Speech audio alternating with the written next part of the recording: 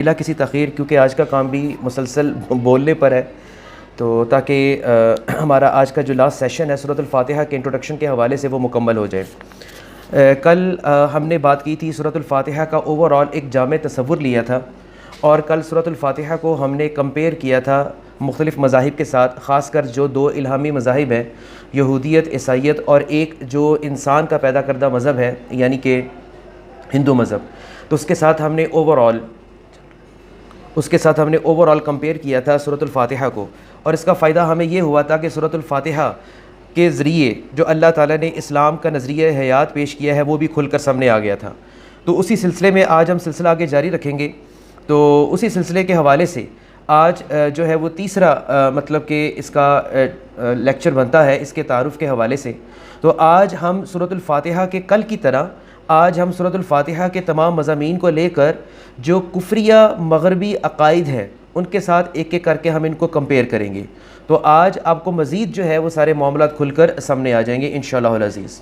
میں سب سے پہلے بتاتا جاؤں، یہ جو کفریہ عقائد ہیں جو مغرب میں پائے جاتے ہیں، یہ صرف مغرب میں نہیں ہے بلکہ آج مسلم ورلڈ میں بھی اس کا اتنا ہی اثر و رسوخ ہو چکا ہے جتنا مغربی ممالک میں تھا، اور اس کی وجہ سے جو ہمارے آج کا جو اب یوں کہہ لے کہ جو پڑھا لکھا طبقہ ہے وہ غیر شعوری طور پر اور لا علمی کی وجہ سے، قرآن سے لا علمی کی وجہ سے چاہتے ہوئے نہ چاہتے ہوئے ان تمام کفریہ عقائد کا شکار ہو رہا ہے۔ تو میں چاہتا ہوں کہ میں تھوڑا ساتھ کیا کروں گا، یہ جو ماڈرن ویسٹرن تھاٹس ہیں ساتھ ساتھ ان کو تھوڑا ایک دو لائنوں میں ایکسپلین کرتا جاؤں گا، اور ساتھ ساتھ میں ان کو سورۃ الفاتحہ کی آیات کے ساتھ رد کرتا جاؤں گا۔ تو سب سے پہلا جو آپ کے سامنے موجود ہے وہ ہے الحاد، جسے ایتھیزم کہا جاتا ہے۔ یہ ایک ایسا نظریہ ہے کہ جو کیا پیش کرتا ہے کہ کائنات میں کوئی بھی خالق، کسی بھی اس کائنات کا کوئی بھی خالق موجود نہیں ہے، وہ ہر لحاظ سے اس کائنات کے خالق کا انکار کرتا ہے، اور جب وہ کائنات کے خالق کا انکار کرتا ہے تو ساتھ ساتھ وہ یہ بھی کہتا ہے کہ یہ جو زندگی ہے اس کا کوئی بھی مقصد نہیں ہے، اور اس کے اندر کوئی بھی نظم جو ہے وہ پایا نہیں جاتا۔ یہ ایتھیزم کا کہنا ہے، یعنی کہ دیر از نو گاڈ، کہ کوئی خدا موجود نہیں ہے، اور یہ کائنات خود بخود وجود میں آئی ہے، اور جب یہ کائنات خود بخود وجود میں آئی ہے تو انسان جو ہے وہ ہر لحاظ سے آزاد ہے۔ لیکن سورۃ الفاتحہ کی یہ جو پہلی ہی آیت ہے یہ ایتھیزم کا انکار کرتی ہے، اور اللہ تعالیٰ اپنا پہلا تعارف ہی کیا کرواتا ہے، اور قرآن کا تعارف، قرآن جو ہے وہ کس آیت سے کھلتا ہے؟ الحمدللہ رب العالمین، کہ تمام تعریفیں اس اللہ کے لیے ہیں جو تمام جہانوں کا رب ہے۔ کہ اس کائنات کا نہ صرف کوئی خالق ہے جسے اللہ کہتے ہیں، بلکہ یہی وہ اللہ ہے جو اس پوری کائنات کی نگہبانی کرنے والا بھی ہے، اور اس کائنات میں موجود جو مخلوقات ہیں ان کی جو ہے وہ اب یوں کہہ لو کہ ان کا خیال رکھنے والا بھی ہے۔ تو اللہ تعالیٰ جب اپنے آپ کو رب کہتا ہے تو نہ صرف وہ اپنے آپ کو خالق کے طور پر پیش کر رہا ہوتا ہے، بلکہ وہ اپنے آپ کو پرورش کرنے والا اور اپنے آپ کو نگہباں کے طور پر پیش کر رہا ہوتا ہے۔ ایک طرف ایتھیزم کہتی ہے کہ کوئی خدا ہی نہیں ہے، لیکن سورۃ الفاتحہ کیا کہتی ہے؟ نہ صرف خدا ہے، نہ صرف وہ کریٹر ہے، بلکہ وہ تمہارا سسٹینر بھی ہے، بلکہ وہ تمہارا رب بھی ہے۔ تو سورۃ الفاتحہ جو ہے وہ خالق کا اثبات کرتی ہے، یعنی کہ خالق کا تصور پیش کرتی ہے، لیکن ایتھیزم خالق جو ہے اس کا انکار کرتا ہے۔ ٹھیک ہے، اس کے بعد فرق جو ہے وہ کہاں آتا ہے کہ الحاد انسان، اب اس کا نتیجہ کیا نکلتا ہے؟ جب ہم الحاد کو لے کر چلتے ہیں، جب ہم ایتھیزم کو لے کر چلتے ہیں، تو اس صورت میں انسان جو ہے وہ تنہائی کا شکار ہو جاتا ہے، کیونکہ انسان کے سامنے پھر زندگی کا کوئی واضح مقصد نہیں ہوتا۔ تو یہ الحاد کا سب سے بڑا ایک دوسرا بڑا نقصان ہوتا ہے۔ پہلا نقصان الحاد کی وجہ سے کیا ہوتا ہے کہ خالق کا انکار کرتے ہیں، اور دوسرا نقصان اس کی وجہ سے کیا ہوتا ہے؟ وہ انسان کو زندگی میں نقصان پہنچتا ہے کہ جب وہ اس چیز کا انکار کرتا ہے کہ خدا ہے ہی نہیں۔ تو یہ جو ہے یہ پہلا سورۃ الفاتحہ جو ہے وہ ایتھیزم کا رد کرتی ہیں، اور یہ جو رب العالمین ہے یہ اس چیز کا اثبات کرتی ہے کہ یہ جو انسان ہے یہ ایک تخلیق شدہ شے ہے، اور یہ خود بخود جو ہے وہ وجود میں نہیں آیا۔ جس طرح کائنات خود بخود وجود میں نہیں آئی، اس طرح انسان جو ہے وہ بھی خود بخود وجود میں نہیں آیا۔ تو سورۃ الفاتحہ اس اعتبار سے جو پہلی جس چیز کا رد کرتی ہے وہ ایتھیزم کا رد کرتی ہیں۔ اب دوسری بڑی چیز اس سے بھی زیادہ خطرناک ہے۔ چلو ہم مان لیتے ہیں کہ خدا کا یکسر انکار کرنے والے لوگ مسلم دنیا میں ڈائریکٹلی ذرا کم ہیں، موجود ہیں لیکن ذرا کم ہیں، لیکن اب جو میں بات بیان کرنے لگا ہوں یہ ایک بڑی خطرناک بات ہے، اس کو کہتے ہیں سیکولرزم۔ سیکولرزم کبھی میں ڈیفائن کرتا ہوں، لیکن اس سے پہلے میں اس کے خطرات سے آپ کو واضح کر دوں کہ آج بہت سارے مسلمان اس فتنے کا شکار ہو چکے ہوئے ہیں، یعنی کہ وہ نمازیں بھی پڑھتے ہیں، خدا کو بھی مانتے ہیں، رسول کو بھی مانتے ہیں، قیامت کو بھی مانتے ہیں، لیکن اس کے باوجود وہ اس فتنے کا شکار ہو چکے ہوئے ہیں۔ تو یہ جو قرآن کی جو سورۃ الفاتحہ کی جو اگلی آیت ہے وہ ابھی میں آپ کے سامنے شو کر دیتا ہوں، ایاک نعبد و ایاک نستعین اور اہدنا الصراط المستقیم۔ یہ جو سورۃ الفاتحہ کی جو آیت ہے یہ سیکولرزم کا انکار کرتی ہے۔ پہلے میں سیکولرزم کے حوالے سے تھوڑا سا بیان کرتا جاؤں کہ سیکولرزم کا بیسیکلی مطلب ہوتا ہے، یہ جو سیکولر لوگ ہوتے ہیں وہ یہ کہتے ہیں کہ مذہب جو ہے نا، مذہب، اس مذہب کو اجتماعی زندگی سے علیحدہ کر دو۔ ایک منٹ ٹھہریے گا جی۔ اس مذہب کو اجتماعی زندگی سے علیحدہ کر دو، اور مذہب جو ہے اس کا تعلق جو ہے وہ صرف اور صرف ذاتی حیثیت میں ہے۔ مذہب کا تعلق ذاتی حیثیت میں ہے، یعنی کہ مذہب جو ہے اس کا معاملہ صرف انفرادی سطح پر ہے، اجتماعی سطح پر نہیں ہے۔ یہ وہ مسلمان حضرات ہیں جو دین کو مکمل طور پر نہیں سمجھتے، اور وہ دین کی تعبیر ایسے کرتے ہیں کہ جیسے اسلام جو ہے وہ بھی باقی مذاہب کی طرح کا ایک معمولی سا مذہب ہے، کہ بس آپ نے نماز پڑھ لی، بس آپ نے روزہ رکھ لیا، بس آپ نے کوئی زکوٰۃ خیرات دے دی اور حج وغیرہ کر لیا، اور جو یہ نکاح وغیرہ ہے وہ اسلام کے قوانین کے مطابق کر لیے، دیٹس آل۔ اسلام کا نہ ہی تعلق اجتماعی زندگی کے ساتھ ہے، نہ ہی تعلق معاشی زندگی کے ساتھ ہے، اسلام کا کوئی تعلق سیاسی زندگی کے ساتھ بھی نہیں ہے، ایون کہ اسلام کا کوئی تعلق بطور مذہبی اخلاقیات کے ساتھ بھی نہیں ہے۔ یہ سب کچھ ہم طے کریں گے۔ تو یہ طبقہ عام طور پر پایا جاتا ہے۔ ہمارے جتنے بھی سیاستدان لوگ ہیں 80% وہ سیکولر ہیں، کہنے کو تو وہ مسلمان ہیں، نمازیں بھی پڑھتے ہیں، لیکن ان کے اندر یہ فکری گمراہی جو ہے وہ پائی جاتی ہے۔ اب سورۃ الفاتحہ کی جو آیت ہے ایاک نعبد و ایاک نستعین، اور سورۃ الفاتحہ کی جو آیت ہے اہدنا الصراط المستقیم، یہ دونوں سورۃ الفاتحہ کی یہ دونوں آیات سیکولرزم کا انکار کرتی ہیں، سیکولرزم کا۔ ٹھیک ہے، اب سیکولرزم کی ڈیفینیشن پھر آپ کے سامنے آ گئی ہے کہ مذہب کو زندگی کے معاملات سے الگ سمجھا جائے، یہ سیکولرز کا کہنا ہے۔ لیکن سورۃ الفاتحہ کیا کہتی ہے؟ اللہ سے مکمل بندگی اور ہر لمحے میں اس کی مدد کی حاجت، زندگی کا ہر پہلو دینی ہے۔ یہ سورۃ الفاتحہ کی 2 آیات واضح طور پر پیش کرتی ہیں، ایاک نعبد و ایاک نستعین۔ جب ہم کہتے ہیں نا عبادت، ہم تیری ہی عبادت کرتے ہیں، تو ہمیں پتہ ہونا چاہیے اس عبادت سے مراد صرف ہمارا نماز روزہ نہیں ہے، اس عبادت سے مراد ہماری معاشی زندگی بھی ہے، معاشرتی زندگی بھی ہے۔ یہ بات تو ہم سب جانتے ہیں کہ اگر کوئی شخص حلال روزی کما رہا ہے وہ بھی عبادت ہی ہے۔ اگر کسی کو اللہ تعالیٰ نے طاقت دی ہے، حکمران بنایا ہے، اور وہ اللہ تعالیٰ کے دیے گئے احکامات کے مطابق اپنے اسٹیٹ کے نظام کو چلا رہا ہے، وہ بھی عبادت ہی ہے۔ تو ایاک نعبد میں صرف نماز روزہ نہیں آتا۔ اور آگے جب ہم کہتے ہیں نا وَإِيَّاكَ نَسْتَعِينُ کہ ہم تجھ ہی سے مدد مانگتے ہیں، تو مدد صرف اور صرف مسجد جانے کی نہیں ہے، مدد صرف اور صرف روزہ رکھنے کی نہیں ہے، یا مدد صرف اور صرف مشکلات میں مدد مانگنا نہیں ہے، بلکہ اس مدد سے مراد رہنمائی مانگنا ہے، اہدنا الصراط المستقیم، کہ یا اللہ یہ جو معاشی نظام ہے، سیاسی نظام ہے، یہ جو ہماری اخلاقیات ہیں، اس میں ہمیں ہدایت دیتا رہے، اس میں ہماری مدد کرتا رہے، تاکہ ہماری رہنمائی میں اضافہ ہو، ہم زندگی کو صرف انفرادی سطح پر نہیں بلکہ اجتماعی سطح پر زندگی کو لے کر چلیں۔ تو سورۃ الفاتحہ کا جو دوسرا مضمون آتا ہے وہ سیکولرزم کو رد کرتا ہے۔ اب دونوں میں فرق کیا ہے کہ سیکولرزم دین کو نجی معاملہ بناتا ہے، لیکن سورۃ الفاتحہ جو ہے وہ دین کو زندگی کا مرکز قرار دیتا ہے۔ یہ دونوں میں دیکھیں کتنا بڑا فرق آ گیا کہ سیکولرزم میں دین ایک ذاتی معاملہ ہے، پرائیویٹ میٹر ہے، لیکن سورۃ الفاتحہ کیا کہتی ہے کہ دین تمہارا پرائیویٹ میٹر نہیں ہے، بلکہ دین جو ہے وہ جامع حیثیت رکھتا ہے، اس کے اندر زندگی کے جو معاملات ہیں وہ اس کے جزوی جو حیثیت ہے وہ رکھتے ہیں، یعنی کہ وہ سارے معاملات جو ہیں وہ مل کر دین جو ہے وہ بناتے ہیں۔ اسی طرح قرآن پاک کی ایک اور آیت بھی تو ہے، وہ اللہ تعالیٰ کہتا ہے نا ان صلاتی و نسکی و محیای و مماتی للہ رب العالمین۔ اللہ تعالیٰ میں کیا سکھاتا ہے کہ میری نماز بھی اللہ کے لیے ہے، میری قربانی بھی اللہ کے لیے ہے، میری زندگی بھی اللہ کے لیے ہے، وہ محیا و ماتی، اور میری موت جو ہے وہ بھی اللہ کے لیے ہے۔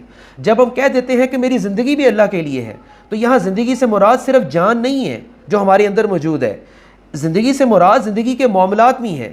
جب تک ہم زندہ ہیں تو تو زندگی کے معاملات تو چل رہے ہیں نا، تو وہ سارے کس کے لیے ہیں؟ وَمَمَاتِي لِلَّهِ رَبِّ الْعَالَمِينَ، اس اللہ کے لیے ہے جو تمام جہانوں کا رب ہے۔ تو اس آیت میں بھی اللہ تعالیٰ نے لفظ ربوبیت اپنے لیے استعمال کیا ہے۔ ٹھیک ہوگی بات؟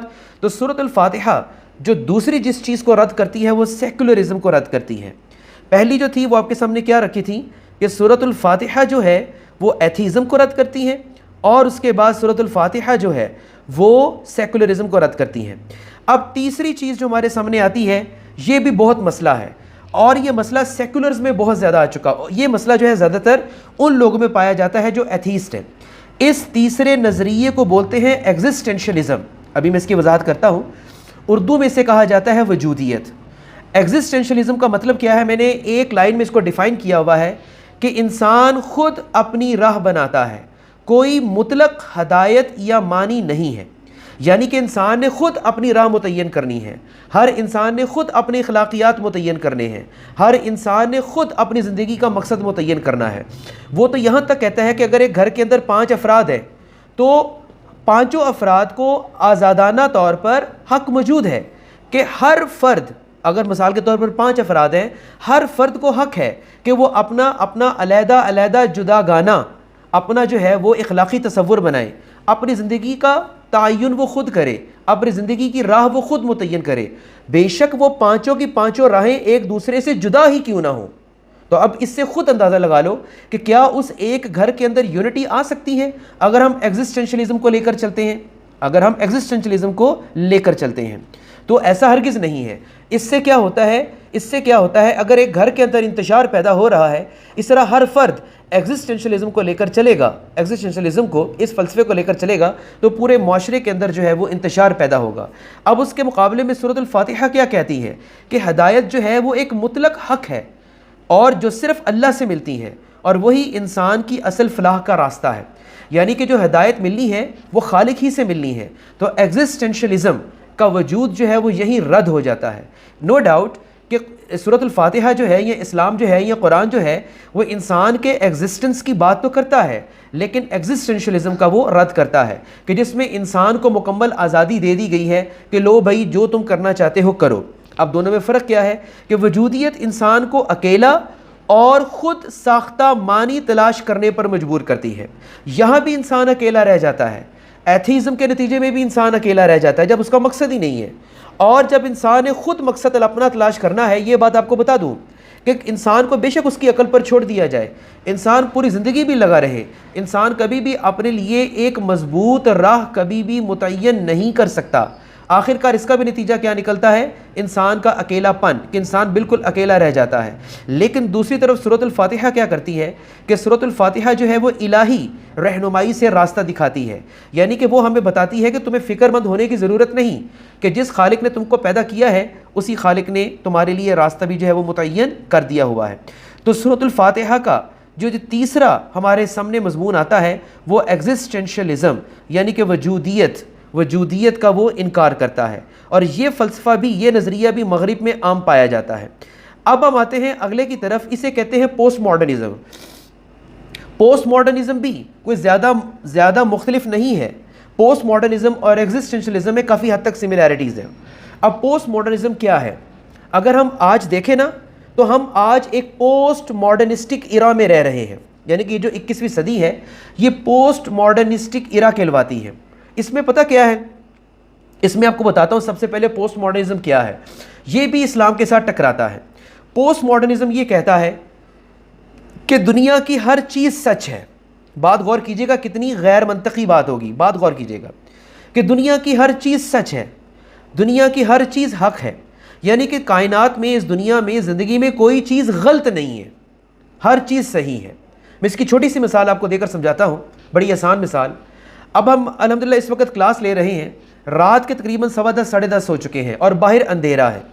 اگر پوسٹ ماڈرنزم کے مطابق اگر کوئی شخص یہ کہتا ہے کہ بے شک باہر اندھیرا ہے وہ تمہارے لیے ہوگا لیکن میرے لیے تو روشنی ہے، میرے لیے دن ہے، تو ہم اس بندے کا انکار نہیں کر سکتے، ہم یہ نہیں کہہ سکتے کہ تم غلط کہہ رہے ہو۔ ہم پوسٹ ماڈرنسٹک ویو کیا ہے؟ اگر بھائی تمہیں یہ دن لگ رہا ہے تو ٹھیک ہے، یہ دن ہی صحیح، میرے لیے اندھیرا ہے میں بھی ٹھیک ہوں، تمہارے لیے دن ہے تم بھی ٹھیک ہو۔ تو پوسٹ ماڈرنزم یہ کہتی ہے۔ آپ لوگوں نے اکثر ایک بات سنی ہوگی کہ بڑی ایک پچھلے 15-20 سالوں سے یورپ کی طرف سے کوشش کی جا رہی ہے کہ دنیا کو، پوری دنیا کو کسی ایک مذہب پر لا کر اکٹھا کیا جائے، یعنی کہ دنیا کے جتنے مذاہب ہیں ان کے اندر جتنے بھی سملر پوائنٹس ہیں ان کو سامنے لایا جائے اور وہ ایک مذہب جو ہے پوری دنیا کا قرار دے دیا جائے۔ یہ بیسیکلی پوسٹ ماڈرنزم ہی کا نتیجہ ہے، لیکن سورۃ الفاتحہ اس کا انکار کرتی ہے۔ سورۃ الفاتحہ کیا کہتی ہے؟ صراط الذین انعمت علیہم، کہ یا اللہ ہمیں ان لوگوں کا راستہ دکھانا جن پر تو نے انعام کیا۔ اور آگے اگلی آیت کیا ہے؟ صراط الذین انعمت علیہم غیر المغضوب علیہم ولا الضالین، ان لوگوں کا راستہ نہ دکھانا جو تمہارے غضب کے مستحق ہوئے اور جو گمراہ ہوئے۔ یعنی کہ سورۃ الفاتحہ کی یہ آیت ایک تصور پیش کرتی ہے کہ حق بھی ہے اور باطل بھی ہے، اور یہ بات تو ہم جانتے ہیں، مطلب اب ہر چیز کو صحیح کیسے کہہ سکتے ہیں؟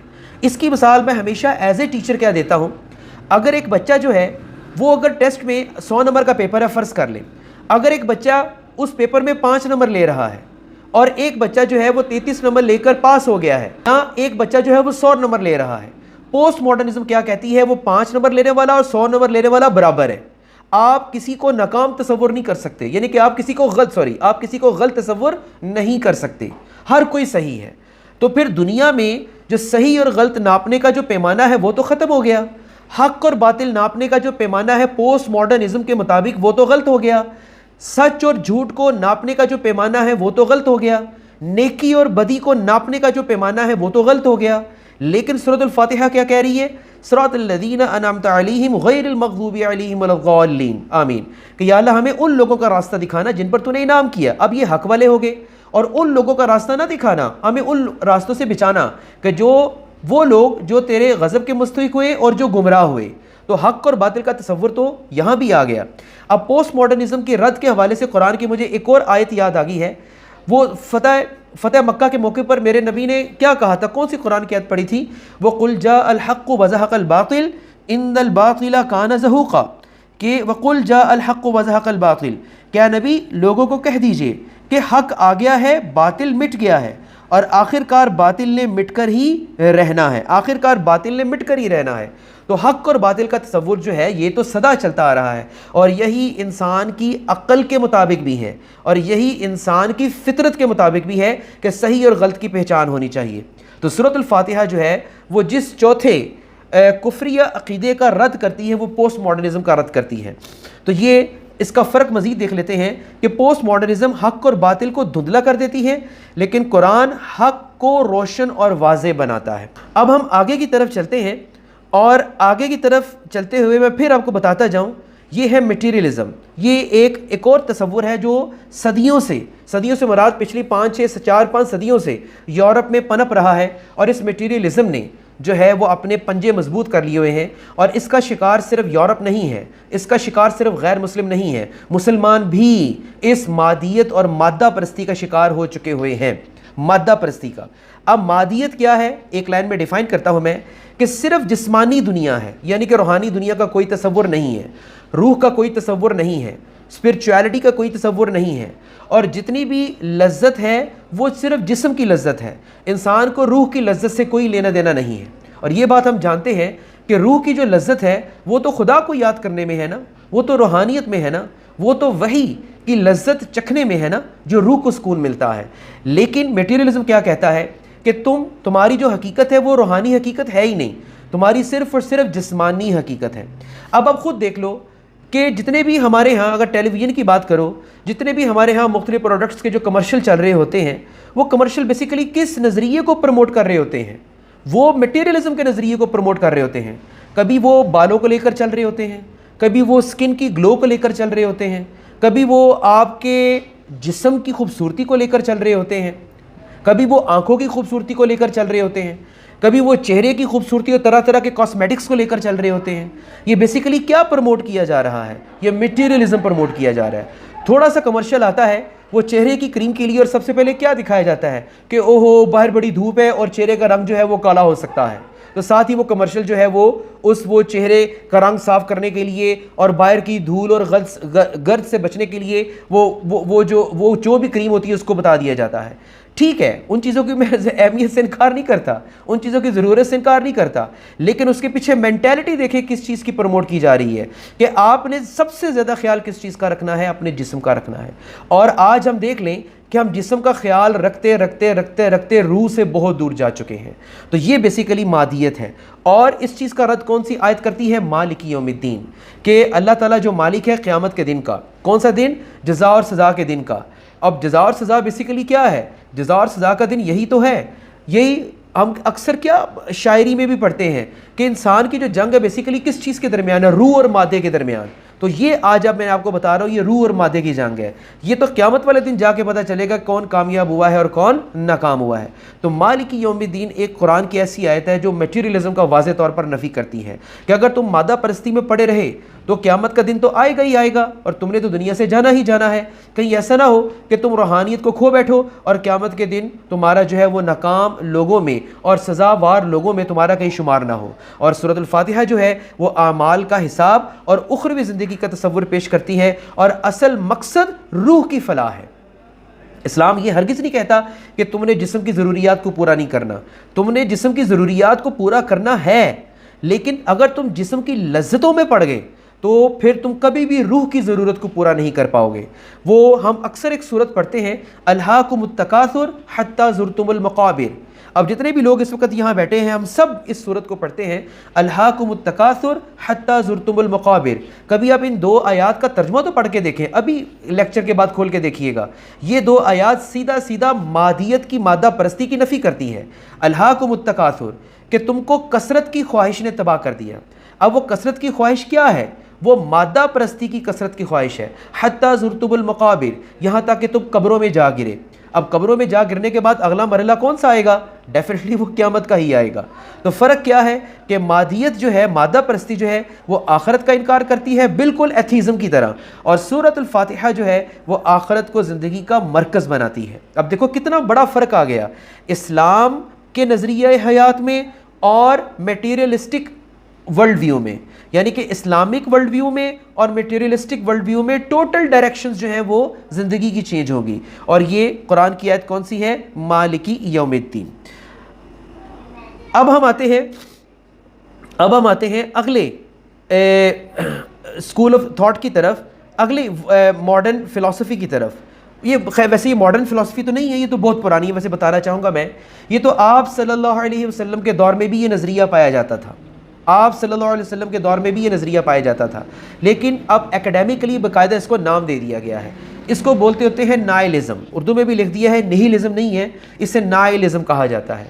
اب نائلزم پتہ کیا ہے؟ میں سب سے پہلے قرآن کا حوالہ دینا چاہوں گا۔ اس وقت کے جو کفار تھے وہ کیا کہتے تھے؟ وہ کیا کہتے تھے کہ یہ تو نبی ہمارے ساتھ مذاق کرتے ہیں کہ جب انسان قبر میں جائے گا وہ تو مٹی کے ساتھ مٹی ہو جائے گا، اور یہ ہڈیاں جو ہیں یہ دوبارہ کیسے زندہ ہوں گی، انسان دوبارہ کیسے زندہ ہوگا، یعنی کہ اخروی زندگی کا کوئی تصور موجود نہیں ہے۔ تو اسے آج کی اکیڈیمک لیول پر نائلزم بولا جاتا ہے۔ اور نائلزم کیا ہے کہ زندگی جو ہے انسان نے مرنا ہے تو اس نے دوبارہ بالکل بھی نہیں اٹھنا، تو اس کا مطلب کیا ہے؟ زندگی بالکل بے معنی ہو گئی۔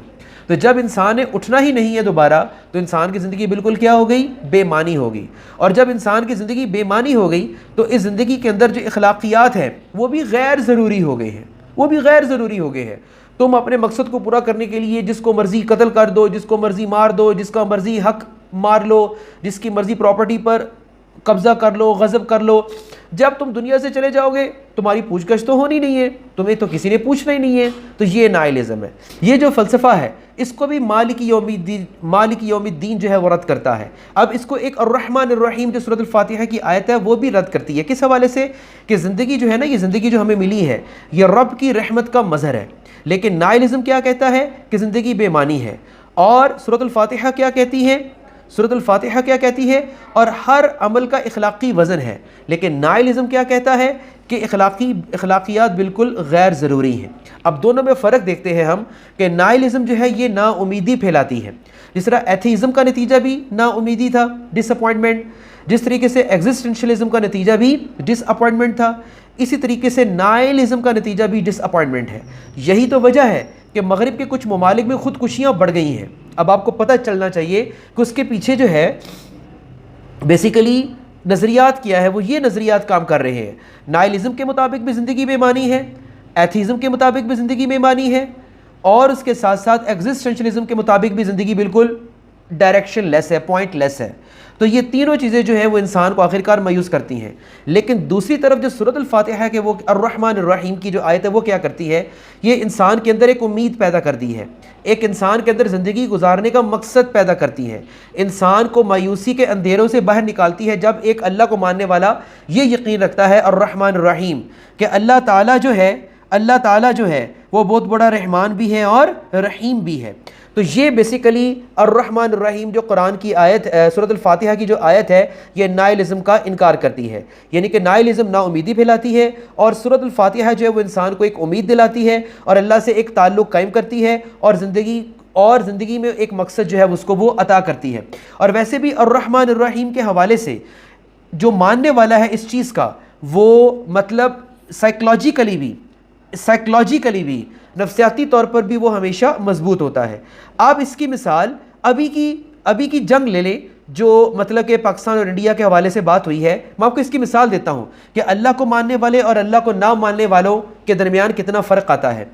اب جتنے بھی اللہ کو ماننے والے یعنی کہ جو ہمارے مجاہد تھے, مسلمان تھے, جو فوجی تھے, وہ تو خوش تھے کہ جنگ ہوئی. کیوں خوش تھے؟